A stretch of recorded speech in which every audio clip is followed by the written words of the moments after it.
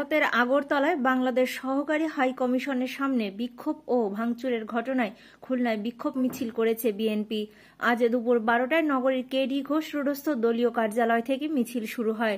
মিছিলটি নগরীর বিভিন্ন সড়ক প্রদক্ষিণ করে আবারও দলীয় কার্যালয়ের সামনে শেষ হয়। এর আগে খুলনা মহানগর বিএনপির আহ্বায়ক শফিকুল আলম মনার সভাপতিত্বে সংক্ষিপ্ত সমাবেশ অনুষ্ঠিত হয়। সদস্য সচিব শফিকুল আলম তুহিনের সঞ্চালনায় সমাবেশে প্রধান অতিথির বক্তৃতা করেন বিএনপির কেন্দ্রীয় তথ্য বিষয়ক সম্পাদক আজিজুল বারী হেলাল। বক্তৃতা করেন মহানগর বিএনপির যুগ্ম আহ্বায়ক শ.ম. আব্দুর রহমান, সাবেক সংসদ সদস্য সৈয়দা নার্গিস আলী, কাজী মাহমুদ আলী, শের আলম শান্টু, আব্দুল কালাম জিয়া, জেলা বিএনপির সাবেক যুগ্ম আহ্বায়ক আবু হোসেন বাবু, জুলফিকার আলী জুলু। এ সময় তারা ভারতের বাংলাদেশের সহকারী হাই কমিশনে ভাঙচুরের প্রতিকার ও ভারতীয় বাংলাদেশ বিরোধী প্রচারের বিরুদ্ধে ভারতকে ব্যবস্থা নেবার দাবি জানান।